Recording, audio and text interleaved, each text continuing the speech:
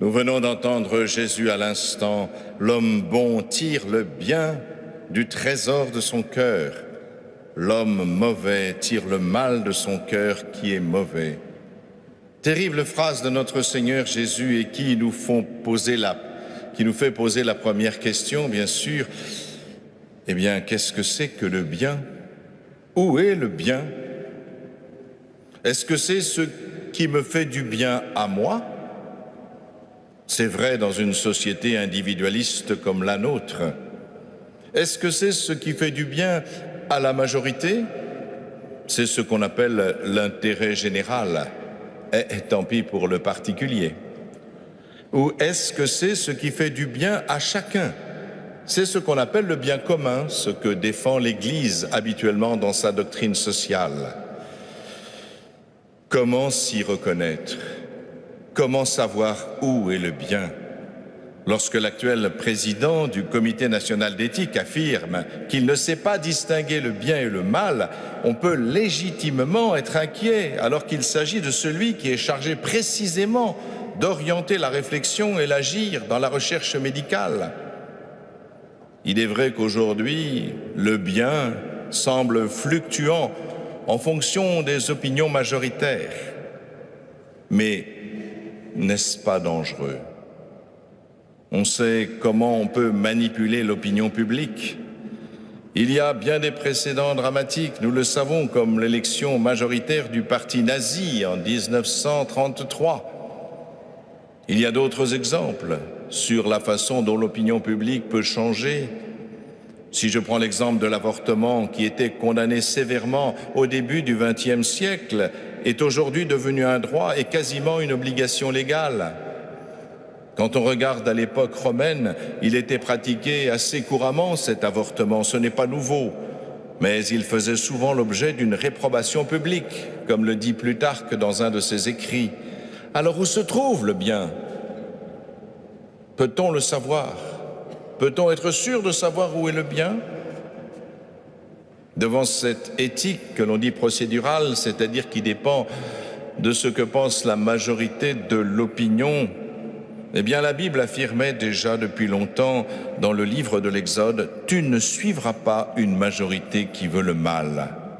Alors, où est le bien? Où est le mal? Certes, une majorité dans la démocratie est une chose importante, elle permet de choisir ses gouvernants par les gouvernés, mais quand il s'agit du bien, peut-il simplement être soumis à l'opinion publique? Vous savez ce que disait le pape Jean-Paul II? Une démocratie sans valeur se transforme facilement en un totalitarisme déclaré ou sournois.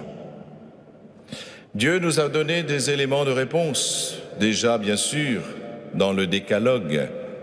Honore ton père et ta mère, tu ne tueras pas, tu ne voleras pas, tu ne commettras pas d'adultère, tu ne convoiteras pas le bien de ton prochain.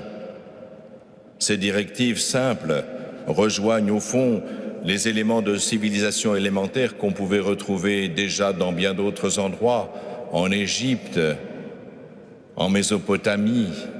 Ces directives étaient déjà ce que la raison commune peut trouver simplement en dehors même de l'injonction divine, simplement parce que la raison s'y applique.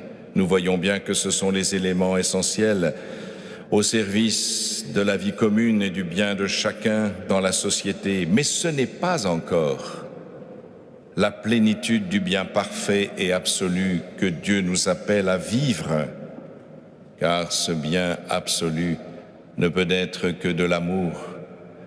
La loi qu'impose des tables de la loi, quelles qu'elles soient, y compris celles qui sont divines, sont toujours extérieures à l'homme. Mais Dieu avait promis que sa loi, il l'inscrirait sur notre cœur par le prophète Jérémie. Et qui a inscrit la loi sur notre cœur, sinon notre Seigneur Jésus-Christ, qui a été jusqu'au bout de l'amour, pour nous montrer que la seule façon de suivre la loi, c'était d'aimer sans mesure. La deuxième question qui se pose pour nous, c'est celle de savoir comment peut-on juger le bien et le mal.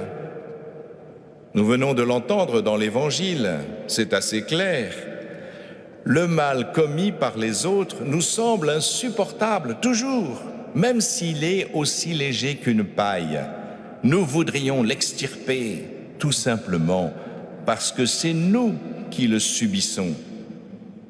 En revanche, le mal que nous faisons, même s'il a la grosseur d'une poutre, nous semble toujours dérisoire.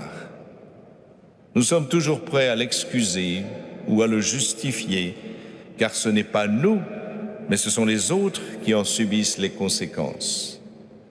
Et voilà comment il est bien difficile de juger le bien et le mal.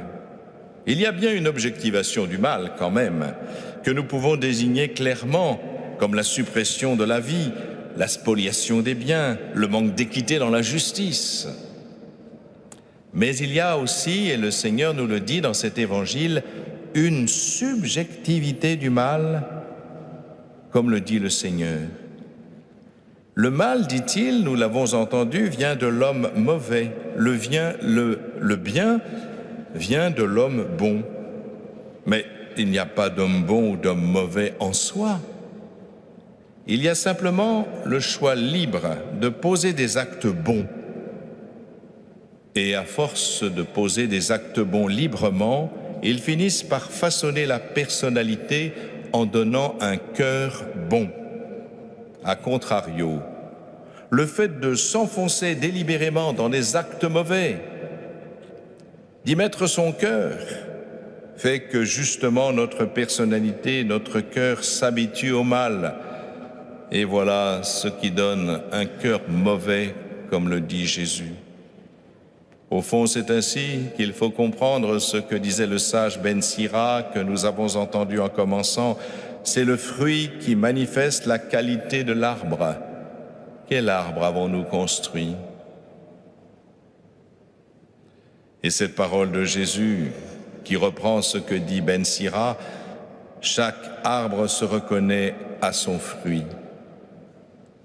Il est bon de temps en temps de nous arrêter, et puisque nous avons la chance, c'est une chance formidable, d'entrer dans le carême mercredi, c'est bien pour nous poser la question, quel fruit donnons-nous? Et plus important encore, quel fruit voulons-nous donner?